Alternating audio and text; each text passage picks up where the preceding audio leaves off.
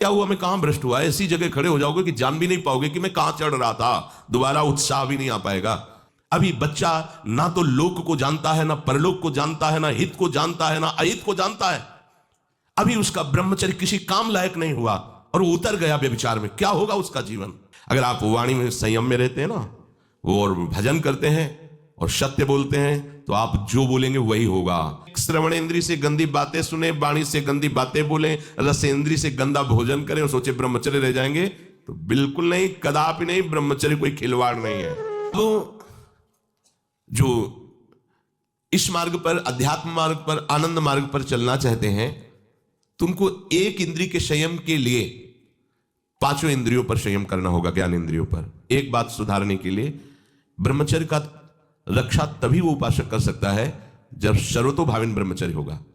एक जनेन्द्रीय के ही ब्रह्मचर्य की पुष्टता का जब आप लक्ष्य कर लोगे, तो उसकी पुष्टता के लिए आपको सर्वतोभावेन ब्रह्मचर्य धारण करना पड़ेगा। सर्वतोभावेन नेत्र का ब्रह्मचर्य। जो नेत्र किसी को भी देखकर भोग कामना कर लेते हैं, भोग बुद्धि से देखते हैं वस्तु को, व्यक्ति को, किसी को भी, ये नेत्र से व्यभिचार हो रहा है। इसीलिए सावधान रहना चाहिए। जैसे नाटक, सिनेमा आदि हैं, वहां तो जान रहे हो चित्र हैं, पर उनमें जो अभिनय करने वाले जन हैं वो तो संसारी जन ही है ना। उनका पहनावा, ओढ़ावा, हाव भाव, अंग प्रत्यंग, अगर आप भगवत भाव से युक्त है तो संपूर्ण सृष्टि में कहीं भी दृष्टि जाए अपने प्रभु की भावना होती। पर वहां तक पहुंचने के लिए आपको ये त्यागना होगा ना। आप किसी का अनुकरण न करें, आप अपनी स्थिति को देखें। अगर आप किसी का अनुकरण करते हैं कि हमने उनको देखा है, वो टीवी देख रहे हैं, तो टीवी में क्या देख रहे हैं, कहां स्थिति है, हमें क्या पता। हमको जहां पहुंचना है उसके लिए हमारे लिए बाधक है, हमें नहीं देखना है। अगर आप माना कि कोई नाटक ही देख रहे हैं, कोई ऐसे सीरियल ही देख रहे हैं, पर उसमें अभिनय करने वाले तो संसारी भोगी पुरुष ही है ना। आप कोई त्यागी जितेंद्रीय महात्मा को थोड़ी देख रहे हैं। तो उस देखने में तन्मयता आती है, जिसको हम देखते हैं उस पर हम आसक्त होते हैं, तभी तो उसका सुख दुख अनुभव होता है। देखो कोई ऐसी रोने वाली सीन आए तो रोना आ जाएगा, हंसने वाली आ जाए तो हंसना आ जाएगा, ऐसे तो उसका प्रभाव हम पर पड़ रहा है ना।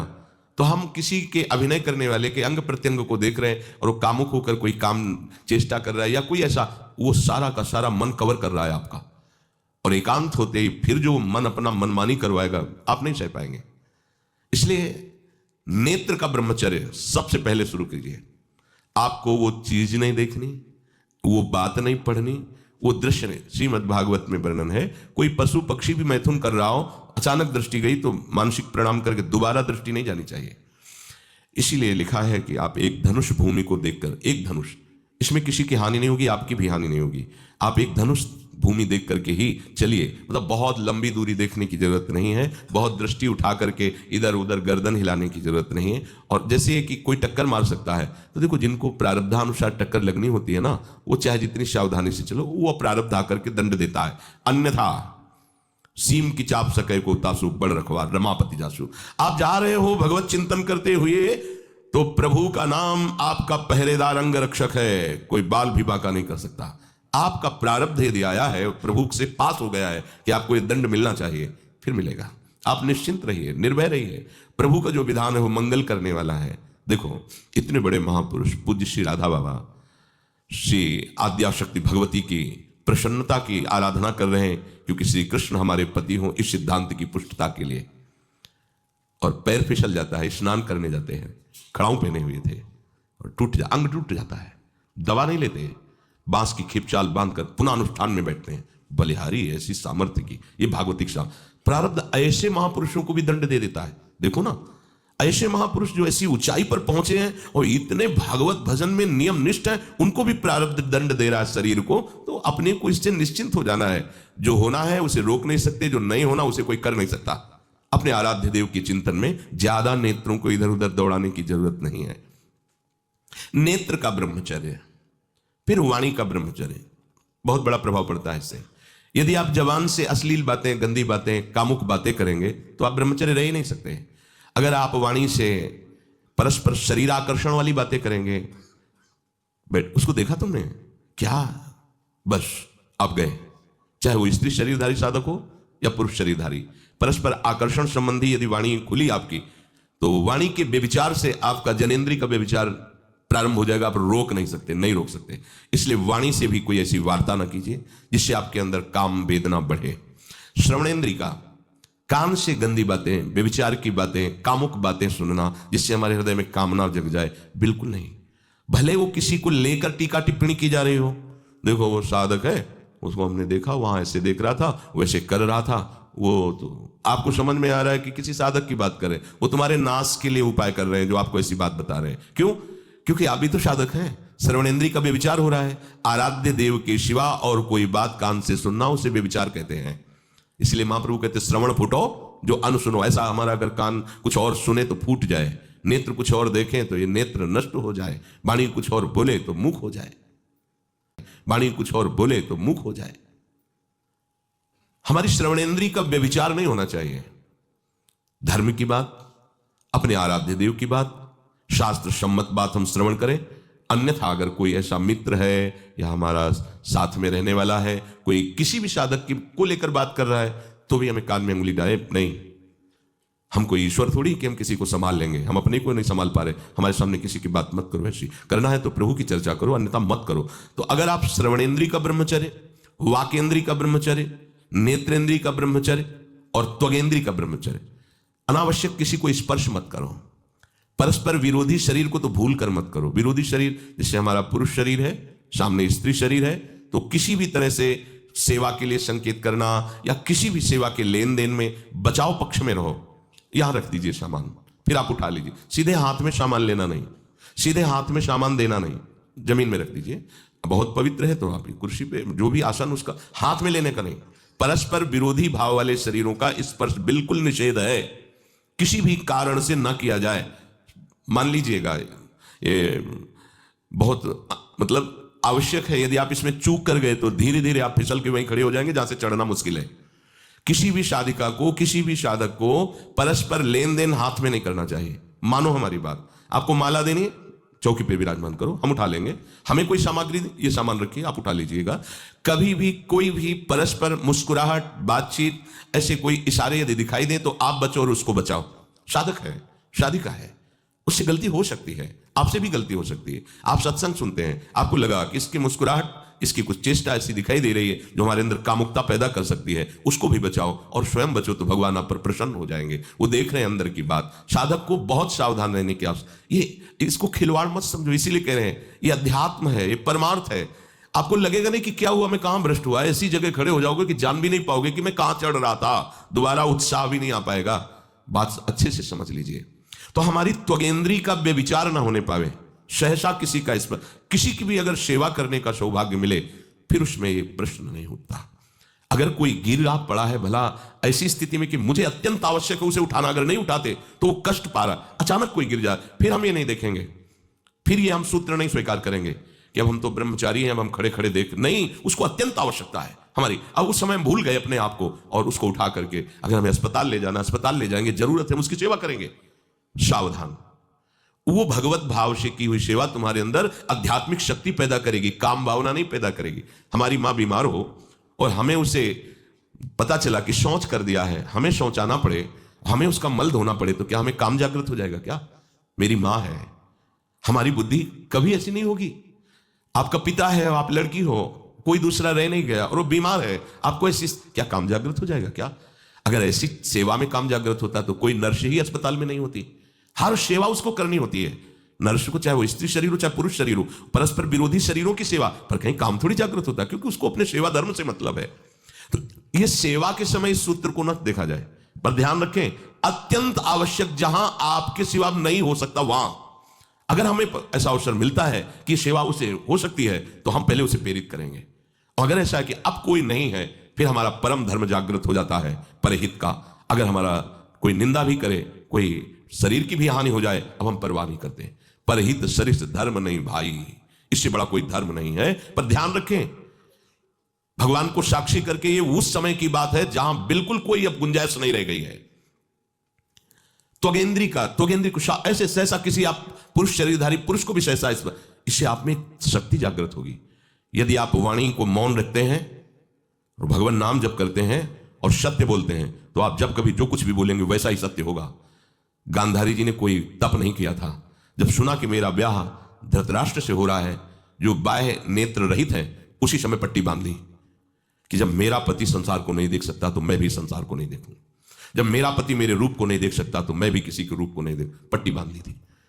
जब महाभारत का युद्ध चल रहा था, बड़े बड़े वीरों को मार गिराया जा रहा था, गांधारी ने दुर्योधन से कहा, सुन, मुझे पता है कि भीम की गदा को तू झेल नहीं पाएगा, क्योंकि सबसे बड़ी बात भगवान का वरद हस्त उनके ऊपर है, दूसरी बात वो पवन पुत्र है, वो जब अपने आवेश में आ जाएगा तो तेरी सामर्थ्य नहीं कि उसकी गदा के प्रहार को तू सह सके, पर मैं तुझे शक्ति प्रदान करूंगी। मैं एक पतिव्रता हूं, आज तक कभी पति का वर्ण करने के बाद कुछ देखा नहीं है।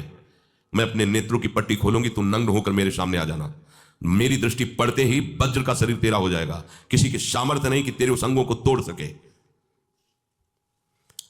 भगवान सब कुछ जानने वाले हैं, भगवान भक्त पक्षपाती होते, भगवान का स्वभाव भक्त का पक्षपात लेना होता है। वो अपने महल से कॉरिडोर से जा रहा था गांधारी जी के पास, भगवान आ गए झट से, तो तुरंत उसने हाथ ऐसे लगा लिया, मुझे शर्म आनी चाहिए यार, तो हस्तिनापुर के सम्राट पद पर अभिषिक्त होने के लिए तैयारी कर रहा है, नंगे घूम रहा है गली में। उसने कहा, गली में नहीं, मां के सामने जा रहा है, अरे कोई बच्चा है, ऐसे जाया जाता है मां के सामने? उसने कहा, मां ने कहा है कि हम पट्टी खोलकर तुम्हें देख लेंगे तो तुम्हारा शरीर वज्र का, चलो माना, मां की आज्ञा का पालन करो, तो थोड़ा इन अंगों को तो ढक लो, तुम तो बड़े हो, कोई बच्चे थोड़ी मां के सामने ऐसे चले जाओगे, ढकना चाहिए तुम्हें। वापस कर दिया। वो यहां ऐसे पत्तों से ढका, वस्त्र नहीं पहना, मां की आज्ञा, ऐसे पत्ते से, ऐसे कमर से ऐसे ढक लिया, पीछे आगे ऐसे। गांधारी जी ने पट्टी खोली और जे ही देखा पूरा शरीर वज्र का हो। तो ये क्या किया तूने, कमर में क्यों बांध लिया? बोले शर्म लगती थी। कैसे आपके? बोले यहीं से मारा जाएगा, भीम की गदा का प्रहार तेरी इसी जंघा और कमर को तोड़ देगा, तेरी मृत्यु। मान गई, प्रभु के विधान के आगे किसी का बल काम नहीं करता। गांधारी, ये केवल आंख में पट्टी बांधने की सामर्थ्य थी कि मेरा पति यदि अंधा है तो मैं भी किसी रूप को नहीं देखूंगी।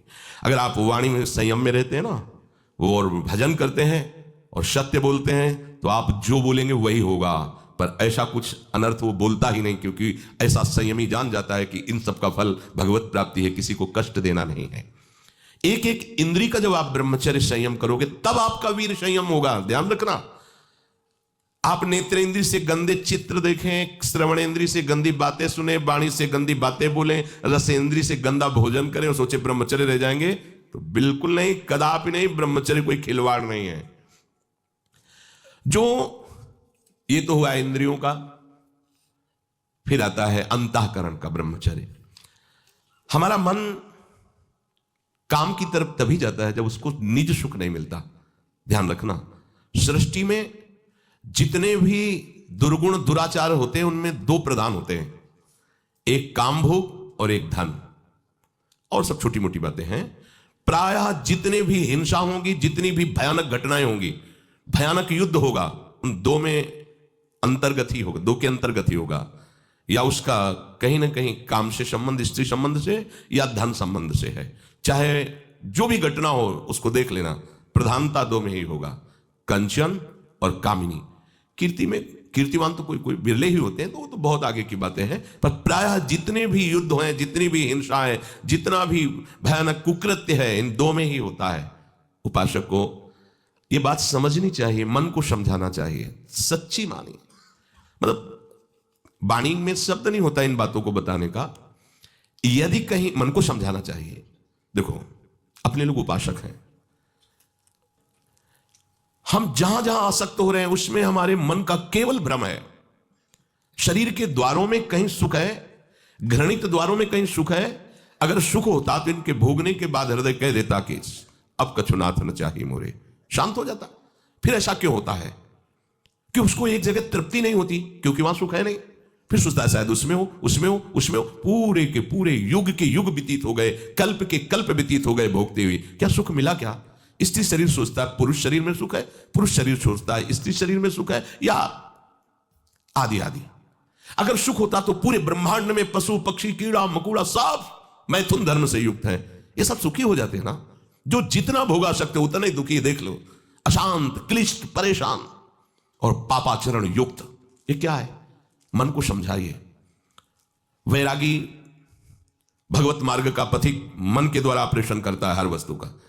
ये सब, इसको ऐसा ना समझे कि बड़ी गुप्त बातें हैं। गुप्त बातें हैं प्रिया प्रीतम के दिव्य चिदानंद में रहस्य की, ये गुप्त बातें नहीं, इनको समझो खोल करके। यदि आप किसी भी तरह से हस्तमैथुन आदि के द्वारा, गंदे दृश्य देख करके, गंदी क्रियाओं के द्वारा आप अपना नाश करते रहेंगे, तो ना आप इस लोक में सुखी रहेंगे ना परलोक में। मान लीजिएगा, ये बातें ना तो कही जाती हैं और ना सुनी जाती हैं और ना समझी जाती हैं। इसीलिए हमारा बहुत ही आगे की पीढ़ी जो सनातन धर्मावलंबी, जो भागवत, हर देश से महान भारत देश को क्यों कहा गया? ऐसा भी है कि अन्य देश स्वीकार किया जाता है कि वो हमसे धनी है, स्वीकार किया जाता है कि वैज्ञानिक तत्वों में भी वो हमसे आगे हैं, पर भारत को महान धर्मशाली देश कहा गया है।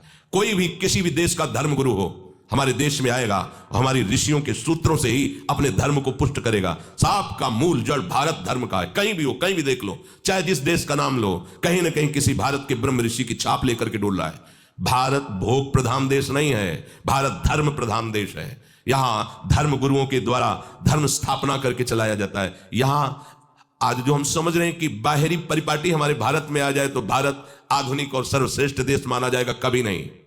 भारत अपनी परिपाटी से चलता है, तब सब देशों के ऊपर राज्य करता है। किसी भी देश में न पतिव्रता मिलेगी न यति मिलेगा, ब्रह्मचर्य का कहीं नामो निशान नहीं मिलेगा। ये भारत देश में ही मिलेगा। यहां ब्रह्मचारी मिलेंगे, यहां सती मिलेंगे, यहां प्राणपण से धर्म का पालन करने वाले मिलेंगे। अब हमारे जो नई पीढ़ी है वो आधुनिकता को स्वीकार कर रही।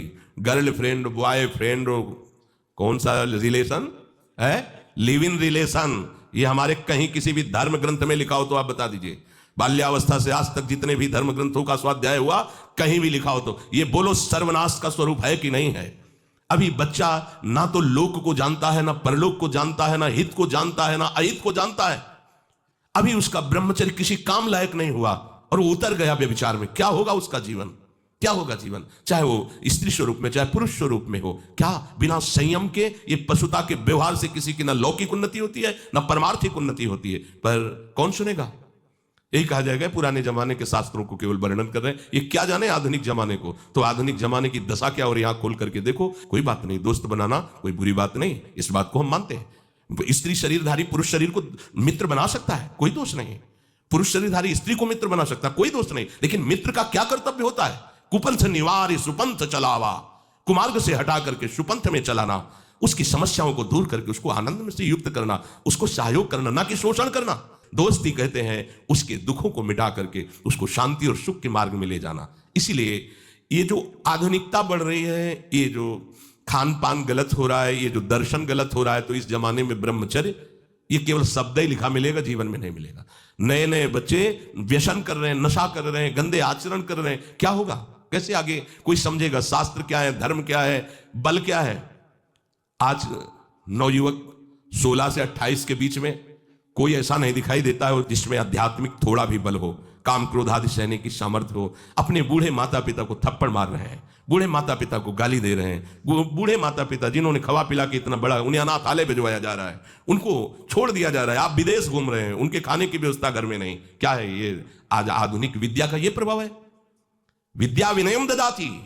जो अपने वयोवृद्धों की सेवा नहीं कर सकता वो क्या विद्या पढ़ा?